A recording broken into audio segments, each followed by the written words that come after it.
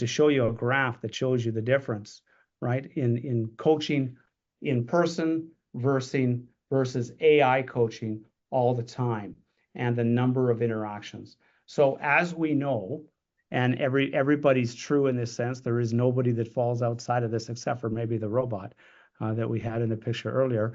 And that is, we learn by creating habits, and we improve by the use and the strengthening of those habits. And as the techniques that we use become habitual, our behavior continues to improve or worsen, hopefully not, on that basis. So what we want to do is to make sure that the things we're helping our sales, customer service, operational teams get better with is habitual.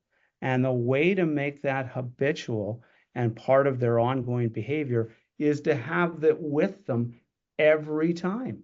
So every time they have a customer interaction, they're getting the opportunity to be coached and to actually see how they did by way of the methodology that we want to apply against them, right? And with them. And so this graph, if that doesn't highlight the potential impact of AI and real-time coaching, I don't know what would. And that is based upon real-time data from 2024. So it's a very interesting comparative, but it really shows you the impact that ongoing coaching can have. Now, this is only as impactful as the ongoing support of a manager who steps in, or an owner, or whoever it may be, to make sure that everybody's online and getting the best of it and engaging in a way that gets the most out of it.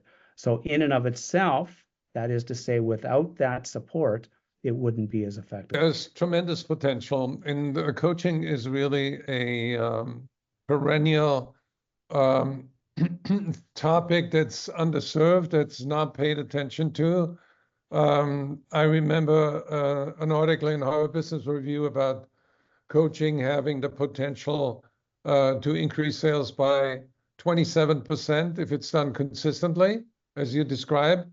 But sales managers don't know how to coach and don't know how to have a coaching conversations. And that's where AI comes in, because AI can serve you the topics. AI can give you a conversation roadmap with the salesperson. And you can also ask AI, what is the best way to structure their conversation so that the salesperson doesn't get defensive and becomes open to new ideas that they want to apply on the next call. Oh, absolutely. And, that was one of the points that I really wanted to make. AI does not, and this is really important, does not replace coaching. What it does is it takes coaching to the next level. So if you've used a specific type of coaching, it could be Sandler, it could be Richardson's, it could be Jeffrey Gittimore, who's with us today. We can take that coaching, create the insight with it along with what you're getting in that ongoing coaching, and keep Jeffrey with you forever, as his AI does. So his AI solution does something very similar. So that's a plug for Jeffrey and his great solution. But the point being is that that's what AI does. So rather than just relying on that intermittent opportunity, now it's there continuously, and it creates those behaviors by way of habits.